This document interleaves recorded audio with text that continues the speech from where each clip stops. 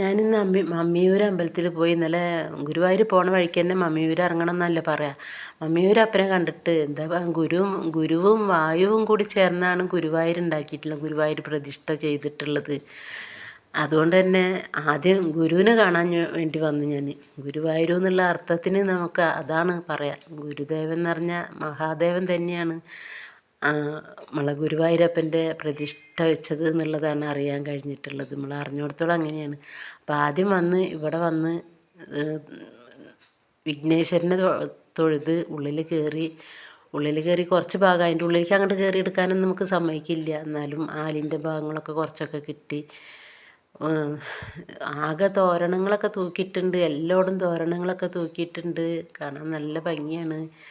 കയറി കുറച്ച് നേരം അവിടെയൊക്കെ തൊഴുത് ആ ഭാഗങ്ങളൊക്കെ തൊഴുത് വന്ന് അമ്മേനൊക്കെ തൊഴുത് മഹാദേവനെ തൊഴുത് ഉള്ള പാമ്പന്മാരെ തൊഴുത് എല്ലാവരും തൊഴുത് ഇറങ്ങി വരുന്ന വഴിക്ക് ഞാൻ ഇവിടെയൊക്കെ ഷൂട്ട് ചെയ്ത് കുറച്ച് ഭാഗങ്ങളൊക്കെ എനിക്ക് നല്ലത് കിട്ടി എനിക്ക് തോന്നുന്നുണ്ട്.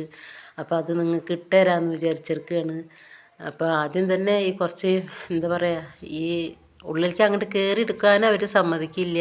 എങ്കിലും കൂടി ഞാൻ ഈ അടുത്തുനിന്നൊക്കെ എടുത്ത് ആലൊന്ന് ഫുള്ള് എടുക്കണം തോന്നി, അതൊക്കെ എടുത്ത്. അതുപോലെ നന്ദിദേവനെ തൊഴുതിട്ടാണ് ഞാൻ അങ്ങോട്ട് കയറിയത്, അങ്ങനെ പറയാം. നന്ദീനെ വണങ്ങിയിട്ടേ മഹാദേവനായ മഹേശ്വരനെ തൊഴാനാവുള്ളൂ എന്നുള്ളതാണ് അറിയണത്. നമുക്ക് ഇവിടെ വന്ന് ഇദ്ദേഹത്തിനെ തൊട്ട് വണങ്ങണം എന്നാണ് പറയാം, തൊഴുത് വണങ്ങണം എന്നാണ് പറയാം. അപ്പോൾ തൊഴുത് വണങ്ങി ഉള്ളിൽ കയറി പ്രാർത്ഥിച്ചത്.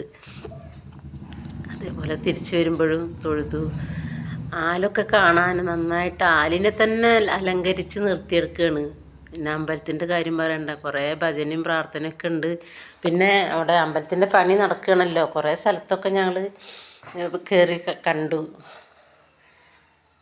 അങ്ങനെ ഫോട്ടോ വീഡിയോ ഒന്നും ഉള്ളിലേക്ക് പാടില്ല എന്നുള്ളതാണ് അറിയാൻ കഴിഞ്ഞത്. എന്തായാലും എല്ലാവരും ലൈക്കും സബും തരിക. ഇതാണ് മമ്മിയൂർ അമ്പലം.